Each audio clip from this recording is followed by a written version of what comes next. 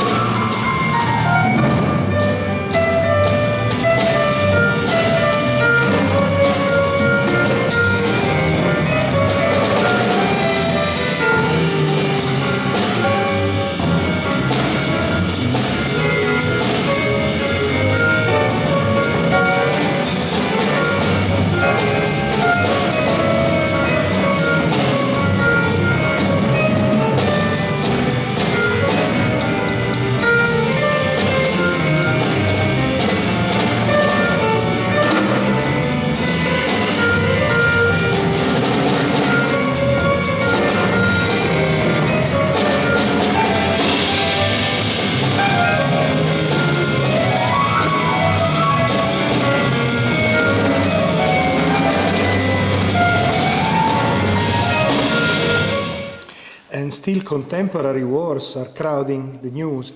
Telling stories like Reese Europe ones is always important, much more now, I think. What's the social and political purpose of art and music in particular, in your opinion? Well, the purpose is generally, I wish I knew. As an artist, I think I make it because I know that we have a feeling that if I can think it, then I must do it, because maybe no one else will. And so we make things, and then it gets put into society in a response to society. And the music has always been a response to the society, whether it's to make you dance or to make you cry. You know, the music is there to comfort or to punch you, you know, also. And some of these ideas, I wish, you know, the inhumanity that people want to push onto other people, the oppression, I wish that would go out of style. I wish people would learn that that's not a way to roll through life. But people don't. And so the music pulls people into a space where they can let go of outside and dive into this music and to the story. It's not really a story that I'm presenting, but they get the feel of the story, and they get a feel of the celebration. And we must remind ourselves that we can celebrate one another, you know.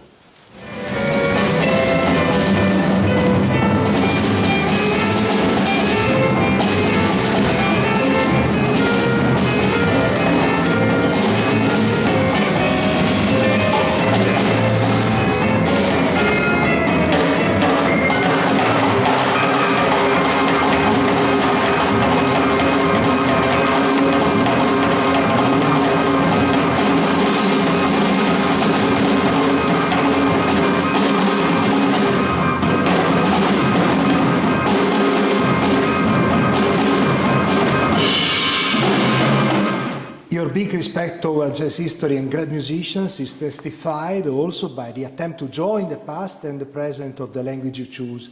How did you put it into practice in your career?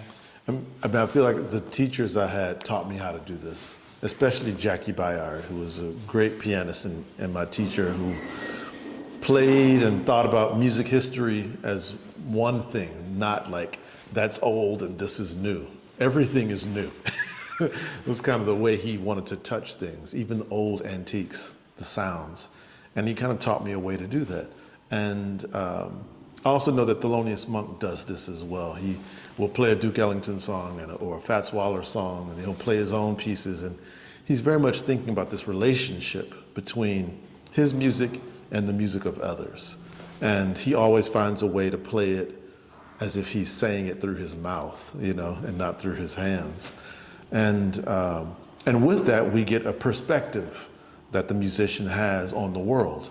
And Duke Ellington, all of my favorite people do this. Nina Simone, Billie Holiday, they all know how to manipulate old things. But they know that when they say them, it feels very fresh and very new. And that's, for me, is the goal. And I feel that jazz history, because it's been so long, contemporary artists must take time to dive into old work and check in on it. For me, it's a garden. The garden, we think that the Duke Ellington tree is going to be there forever. But only if we keep feeding it and keep watering it and keep it healthy. And we have to do that for ourselves too. But I really think it's important for musicians who we cherish to spend time with their work. And it allows me to really dive into their history as well.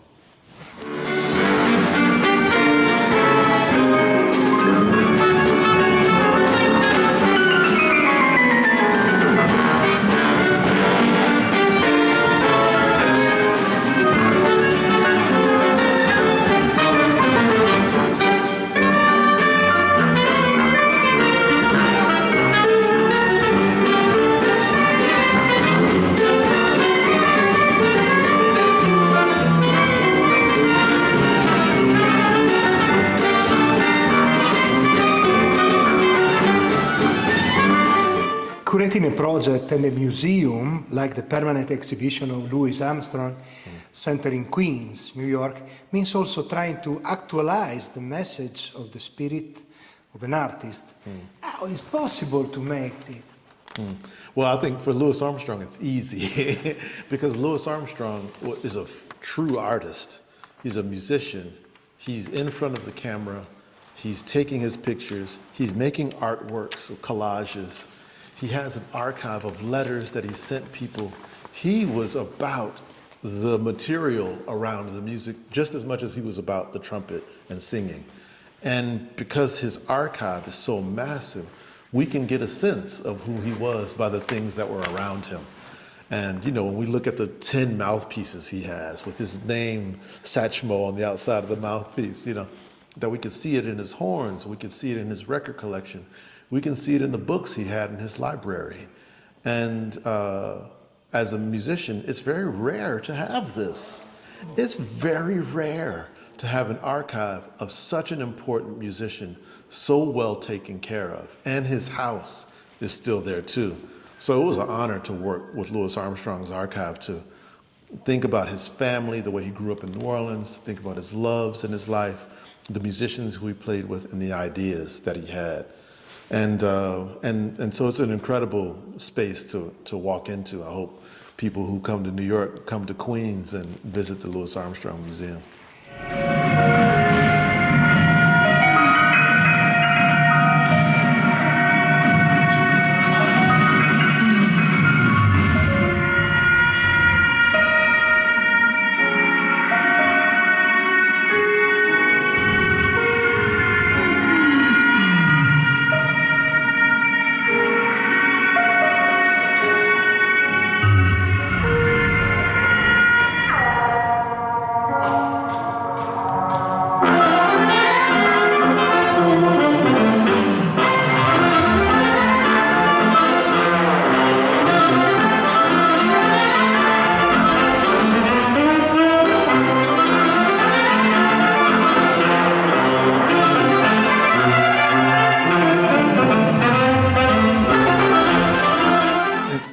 classical education, but then you met jazz. How did it happen?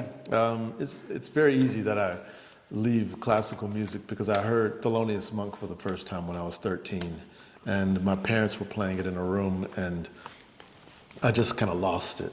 I thought, what is this sound? Whoa. And I picked up the record and said, who is this man? He's so beautiful. And I thought, I want to play like that. And I ran to the piano to try to play Round Midnight, which was the song I was hearing. I could not play it. And, but I've been on the journey ever since that time to go looking for songs. But Thelonious Monk really captured me.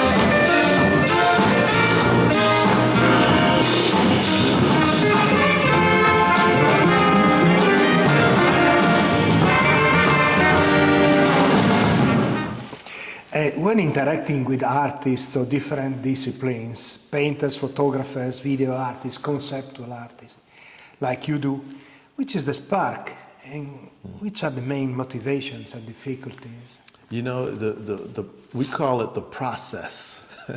Jazz is a process music, meaning it's not pop music.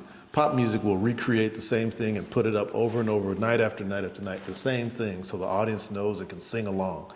Jazz is a process music, meaning the process of the improvisation, it's still coming up as it's being made. That feels fresh. And so the process is so much fun. In a collaboration, you get to talk about ideas that maybe won't make it to the stage. If you're talking to a photographer, like, okay, where will you stand and where will the shadow be? You know, if you're talking to a filmmaker, you know, like, what scene needs the music, you know? If you're talking to a visual artist, like someone who's a sculptor, where do you want the sound to come from? Should it be over here and the sculpture is over here? To think about this. And the ways, for me, also to learn different ways to make melodies. And that changes how I write as a composer when I'm working with artists. They don't think the way this band does here.